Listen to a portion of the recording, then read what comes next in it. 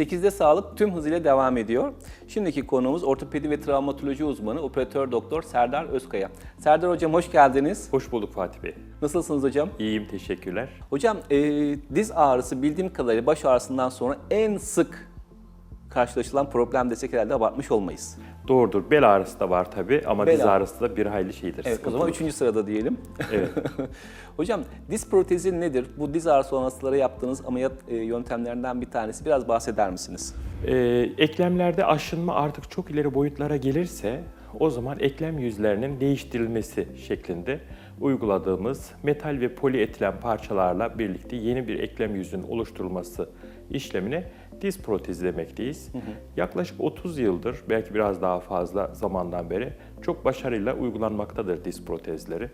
Ve bu hastalarımızın özellikle hareket yeteneklerinin yeniden kazanılması anlamında çok önemlidir. Günümüz cerrahi tekniklerinde başarılı sonuçları biz gördüğümüz için, hele hele çok gelişen bir alan olduğu için hastalarımıza gerektiği zaman bu ameliyatı olmakta hiç tedirgin olmamalarını öğütlüyoruz. Peki hocam genelde yaşlı hastalara yapılıyor ama gençlere de uygulanabiliyor mu? Evet, diz protezi aslında yaşa bağlı bir uygulama değildir.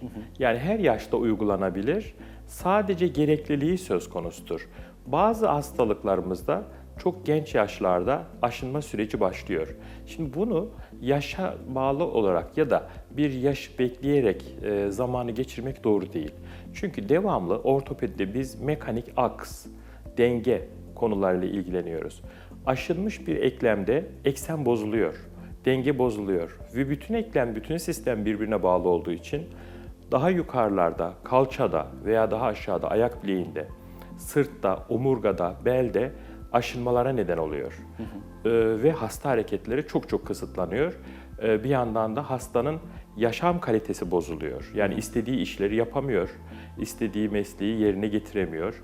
Bu nedenle çok daha erken yaşlarda diz protezlerimizi yapmaktayız. Hastalarımızın da herhangi bir zamanı beklemelerinin anlamlı olmadığını, yerine göre de zararı olduğunu bilmelerini istiyoruz.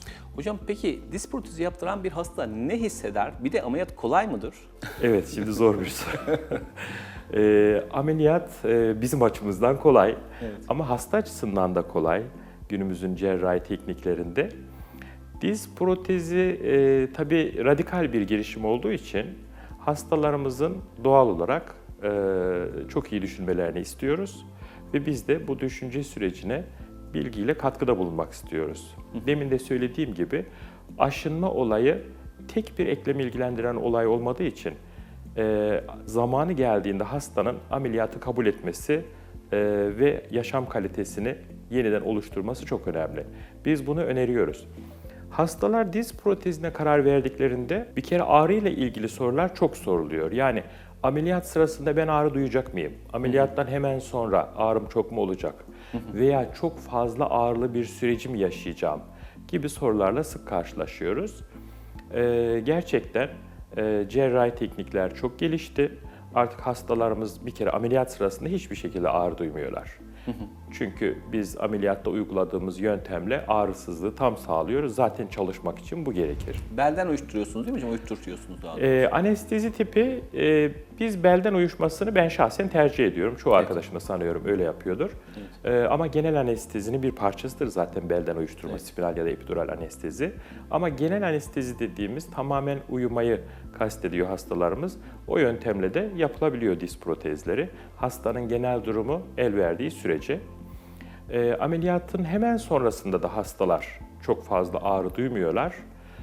Çünkü artık ağrı pompalarımız var. Buradan hastaya çok rahat bir şekilde istediği zamanda, ağrı duymaya başladığı zamanda kendi kendine yönetebileceği, ağrı kesicileri uygulayabileceği bir ortam sağlanmış oluyor. Ve hasta buradan tedavisini devam ettiriyor. Zaten özellikle ameliyattan sonraki ilk birkaç saat belki birazcık şeydir o konuda. Hastanın anesteziden uyanmasıyla birlikte veya anestezinin etkisinin geçmesiyle birlikte hissedilen ne de olsa o bölgeye yeni bir implant uygulandı, bir sürü kesi yapıldı. Bunlarla ilgili bir takım gerginlikler hissedilebilir. Ama bunlar hepsi çok rahat yönetilebilen, hastayı mağdur etmeyen, sonrasındaki kazanımını göz önüne aldığımızda hiç anlamı olmayan duygular diye düşünüyorum ben. Yani merdiven çıkamayan kişiler, walker'la yürüyen kişiler ameliyattan sonra yürüyerek sağlıklı bir şekilde hayatlarına devam ediyorlar. Ne kadar güzel bir şey. Evet, çok görüyoruz bunu, çok görüyoruz. Ve hatta hastalarımızın bir kısmı bu zamana kadar niye bunu beklemişiz diyorlar. Bizim burada hastalardan özellikle bir ricamız var. Kendi kafalarındaki bütün kuşkularını lütfen bizimle konuşsunlar. Çünkü çevreden, kendi arkadaş gruplarından, kendi akrabalarından, komşularından aldıkları bilgiler bazen çok yanıltıcı olabiliyor. Kasıtlı olmasa da. Ama bu bilgiler de hastanın kararlarını çok olumsuz etkiliyor ve olabilecek çok iyi tedaviyi, iyi bir zamanı hastamız kaçırabiliyor. Çünkü ameliyat olabilmek de bir şanstır. Araya öyle bir hastalık girer ki ameliyat olma şansını hasta kaybedebilir. Hocam bir de şu soru var. Mesela kişi bir dizide problem var, diğer dizinde de problem var. Yani aynı anda iki dizi olabilir mi? Seansa mı bölmek gerekiyor? Buradaki yaklaşımınız nedir? Evet. Hastalarımız bunu çok sık yine soruyorlar ve arzuluyorlar. Şimdi her iki dizinde artrozu, ileri derecede artrozu olan ve diz protezi yapılması gereken hastalar bazen tek hamlede kurtulmak istiyorlar. Bu çok insani bir şey, haklı da olabilirler tabii. Ben şahsen çok fazla tercih etmiyorum eğer ortada büyük bir zorunluluk yoksa. Neden?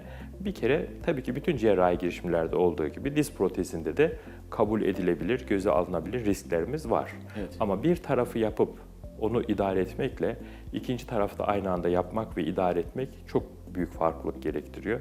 O nedenle mecbur kalmadığımız sürece tek tek uygulamayı hem hastalarımıza öneriyoruz hem de yapıyoruz. Ama çok zorunlu koşullar vardır. O zaman aynı seansta iki tarafı birden tabii ki değiştirebiliriz teorik Peki olarak. olacaksa ne kadar aralık veriyorsunuz? Yani 3 ay sonra mı yapıyorsunuz? Yani ikinci bir seans gerektirirse eğer. Genellikle 3-4 aylık bir bekleme süresi yetiyor. Bu tarafla ilgili hastamızın tam iyileştiğini, hareketlerini çok rahat bir şekilde yaptığını ve ameliyata ait yeni bir beklentinin olumsuz yönde olmadığını gördüğümüz zaman genellikle 3-4 ay içerisinde bu da gerçekleşmiş oluyor. O zaman diğer tarafta eğer hastamız kabul ederse hemen yapabiliyoruz. Peki diz protezi ameliyatının tipleri var mı hocam? Diz protezi dediğim gibi zaman içerisinde gerek dizayn açısından gerekse uygulama cerrahi teknik açısından bir hayli gelişti. Günümüzde artık diz protezleri klasik diz protezi olarak söylediğimiz diz protezleri öncelikle yapılıyor ve çok yaygın hala. Klasik diz protezi nedir?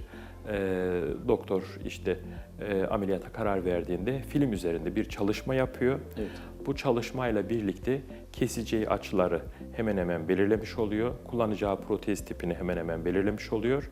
Ve içeride de çeşitli şablonlarla bu uygulanarak, açılar ayarlanarak kesiler yapılıyor ve protez yapılmış, yerine getirilmiş oluyor. Burada farkındaysanız röntgen üzerindeki bir çalışmadan özellikle söz ettim.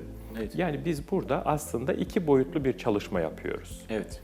Şimdi günümüzde bu işler biraz daha gelişti. Bir öte adımlara doğru gitmeye başladı. Bunlardan birisi nedir? Kişiye özel diz protezi. Kişiye özel diz protezi tam da söylendiği gibi bir anlam taşımakta. Yani biz önce bir tomografi ile o kişinin diz haritasını çıkartmaktayız. Ve bunun üzerinde cerrah çalışmasını yapmakta. Uygun ölçüdeki diz protezini belirlemekte, tama yakın bir şekilde. Ve aynı zamanda yapacağı kesileri de açıları da ayarlayabilmektedir.